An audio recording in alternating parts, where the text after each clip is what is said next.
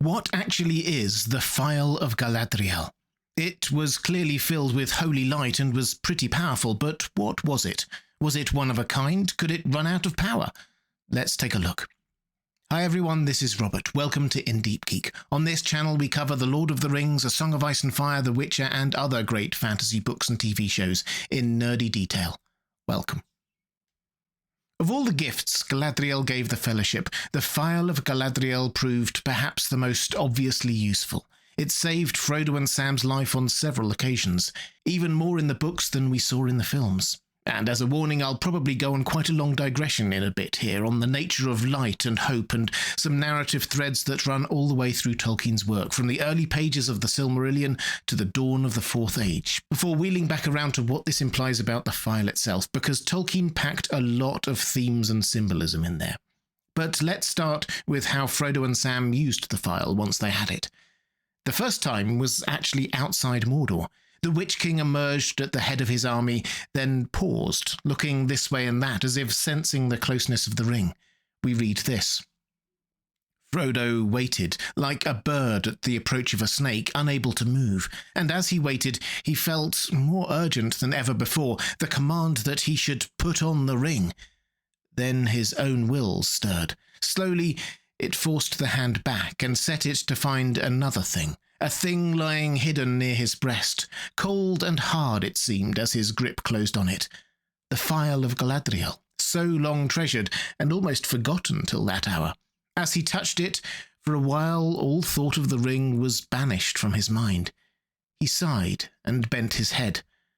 At that moment the Wraith King turned and spurred his horse and rode across the bridge, and all his dark host followed him. So just touching the Phial seemed to banish thoughts of putting on the ring from Frodo's mind temporarily, and caused the Witch King to stop his searching for it there and carry on. Frodo grabbed it again and pressed it to his heart when they moved on from outside Minas Morgul, seemingly to give himself courage to keep going. Clearly it wasn't just a torch or flashlight, it had more heartening or moral powers too. Then Frodo used it in the deep dark of Shelob's lair. We read, slowly his hand went to his bosom, and slowly he held aloft the Phial of Galadriel. For a moment it glimmered, faint as a rising star struggling in heavy earthward mists, and then, as its power waxed and hope grew in Frodo's mind, it began to burn and kindled to a silver flame, a minute heart of dazzling light, as though Eärendil had himself come down from the high sunset paths with the last Silmaril on his brow. The darkness receded from it, until it seemed to shine in the centre of a globe of airy crystal, and the hand that held it sparkled with white fire. Frodo gazed in wonder at this marvellous gift that he had so long carried, not guessing its full worth and potency. Just a page later, Shelob herself appeared, and the hobbits saw a bit of the Phial's full worth and potency. Shelob's eyes wavered. Doubt came into them as the light approached. One by one they dimmed, and slowly they drew back. No brightness so deadly had ever afflicted them before. From sun and moon and star they had been safe underground, but now a star had descended into the very earth. Still it approached, and the eyes began to quail. One by one they all went dark. They turned away, and a great bulk, beyond the light's reach, heaved its huge shadow in between. They were gone. So the Phial was enough to make Shelob turn back. Still, the hobbits weren't through danger, and Shelob attacked again once Frodo was immobilized. This time, Sam had control of the Phial. Even as Sam himself crouched, looking at her, seeing his death in her eyes, a thought came to him, as if some remote voice had spoken, and he fumbled in his breast with his left hand and found what he sought. Cold and hard and solid it seemed to his touch in a phantom world of horror. The Phial of Galadriel. Galadriel, he said faintly, and with that he staggered to his feet and was Samwise the Hobbit, Hamfast's son, again. "Now come, you filth," he cried. "You've hurt my master, you brute, and you'll pay for it. We're going on, but we'll settle with you first. Come on and taste it again." As if his indomitable spirit had set its potency in motion, the glass blazed suddenly like a white torch in his hand. It flamed like a star that, leaping from the firmament, sears the dark air with intolerable light. No such terror out of heaven had ever burned in Shelob's face before.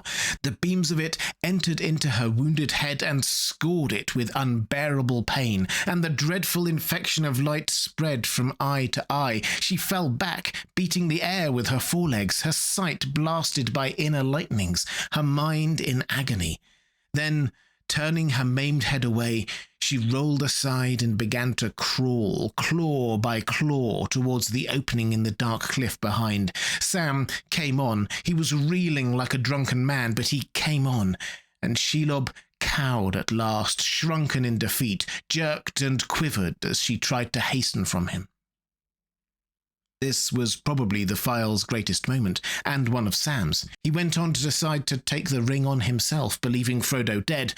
Frodo wasn't, of course, and Sam rescued him and gave the ring back to him. He kept the Phial, though, and used it straight away to get past the two watchers, those sentinels with trapped unclean spirits guarding the entrance to Cirith Ungol. Sam drew out the elven glass of Galadriel again, we read, as if to do honour to his hardihood and to grace with splendour his faithful brown hobbit hand that had done such deeds. The Phial blazed forth suddenly, so that all the shadowy court was lit with a dazzling radiance like lightning. But it remained steady and did not pass. "Gilthoniel a Elbereth," Sam cried. For why, he did not know. His thoughts sprang back suddenly to the elves in the Shire, and the song that drove away the Black Rider in the trees. "Aya Elenion Ankalima," cried Frodo once again behind him. The will of the watchers was broken with a suddenness like the snapping of a cord, and Frodo and Sam stumbled forward. Then they ran. They passed into Mordor. So what do we make of all this? Clearly the Phial wasn't just a bright light to blind opponents. It gave hope to Frodo, helping him resist the Witch King, and burned the eyes of Shelob while forcing access past the two watchers. As well as being a light in dark places, there are clearly levels to this. So what was going on? Well, let's go back to what Galadriel actually said when she gave it to Frodo.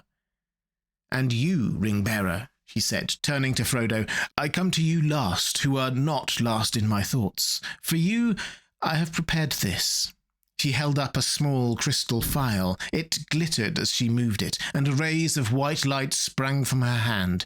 "In this phial," she said, "is caught the light of Eärendil's star, set amid the waters of my fountain. It will shine still brighter when night is about you. May it be a light to you in dark places, when all other lights go out. Remember Galadriel and her mirror." Frodo took the phial, and for a moment, as it shone between them, he saw her again standing like a queen, great and beautiful, but no longer terrible. He bowed, but found no words to say. As is often the case with Tolkien, there are multiple levels going on here, but let's start with the basic one. This is holy light trapped in holy water, contained in a small glass bottle. That is why it can shine in dark places and is blinding to evil creatures like Shelob. And let's look at the water. Galadriel says that the water comes from the waters of her fountain, which sits in the heart of Lothlorien. It's the same waters that are used for the mirror of Galadriel. As we noted when talking about that, fresh running water is generally seen as pure and uncorrupted in Tolkien's legendarium. This water in particular has special healing and recuperative powers. But it's the light trapped within it that makes it so special. And to understand that, let's go back into the mists of Middle-earth time, before the sun existed, which is where that digression I mentioned earlier comes in. Light in Middle-earth early on was provided a bit by the stars, but also by the two trees of Valinor. Their light was a holy, nourishing light. Those who lived in its glow grew stronger and purer almost, compared to those who didn't.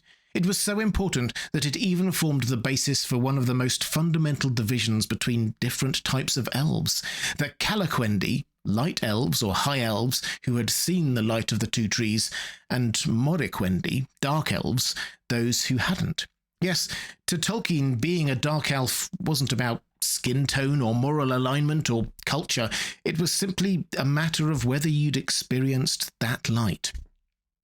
The greatest feat by the greatest and most powerful elven smith ever, Feanor, was to somehow capture that light in 3 gems, the Silmarils, artifacts so holy that they burned the hand of anyone unclean holding them, and so astonishing that families, kingdoms, and a whole continent were torn apart trying to get possession of them because of that light. And the light in those 3 Silmarils became all the rarer and more astonishing with the destruction of the 2 trees by Morgoth and Ungoliant. Now the only remaining glimpse of that light was in those 3 Silmarils, and at the risk of skipping lightly over the entire First Age, 2 of them were lost forever, one in the depths of the sea and the other in the depths of the earth. The third, however, was bound upon the brow of Eärendil as he sailed his ship Vingalot through the night sky. The free people of Middle-earth called it Gil Estel, the Star of High Hope, for it initially brought them hope that Eärendil's mission had been a success and the Valar would rescue them from Morgoth. And it continued to give them hope through time, guiding the Edain to their new home of Numenor, and aiding travellers everywhere, the morning and evening star, brighter than all the others. It is the light of that star that Galadriel captures in her phial. It isn't just a bright light, it's the last remnant of the holy, nourishing light of Valinor, which is why it can be bright even when all other lights go out.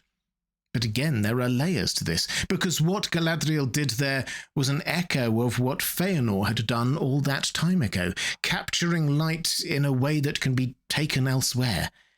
It's a magical crafting beyond the skills of almost anyone else, but whereas Feanor's creation brought division and despair, Galadriel's brought hope. She redeemed what her cousin had done all those years ago. The relationship between those two, Feanor and Galadriel, is a complex one and beyond the scope of this video, but Tolkien knew what he was doing in making her the creator of such an artifact. And then you get the other irony, or turning of fate, in that this light came originally from the 2 trees of Valinor, which were destroyed by Ungoliant. And now, thousands of years later, the last reflected fragment of that light defeated Shelob, Ungoliant's daughter. Ungoliant's unlight could not ever truly destroy the true light. Light in general, and this light in particular, is a massive theme through Tolkien's Legendarium, and here we catch the purest thread. The 2 trees of Valinor were destroyed by the unlight of Ungoliant, plunging the world into darkness. The last part of that holy light was preserved in the Silmarils, and the last Silmaril ended up in the night sky. The light from that was captured in the reflection of Galadriel's waters and used by Frodo and Sam to defeat Shelob, Ungoliant's daughter. It all comes full circle. But why did Galadriel exhort Frodo to remember Galadriel and her mirror? As we noted in that video, Frodo and Sam's time with the mirror wasn't actually about giving them useful information about what they were about to face, so much as testing them. Sam was given a vision of what was going on in the Shire and decided to go on anyway.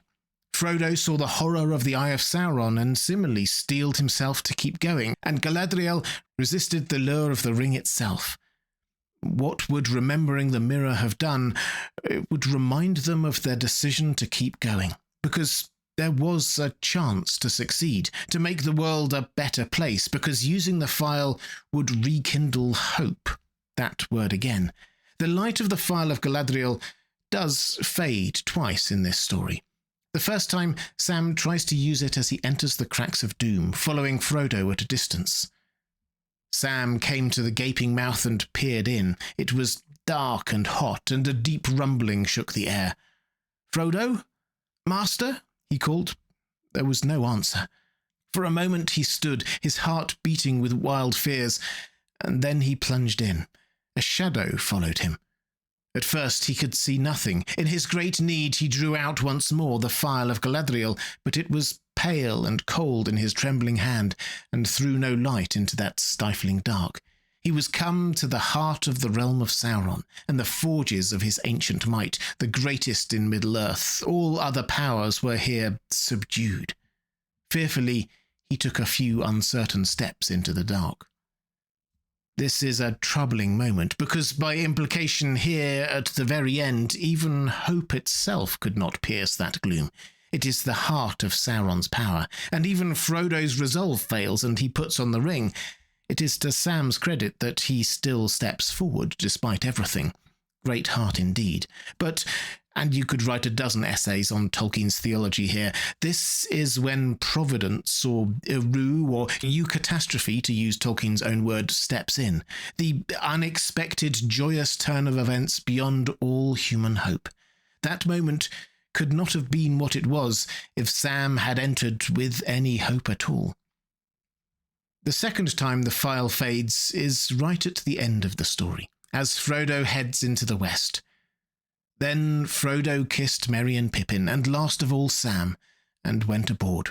And the sails were drawn up, and the wind blew, and slowly the ship slipped away down the long grey firth, and the light of the glass of Galadriel that Frodo bore glimmered and was lost.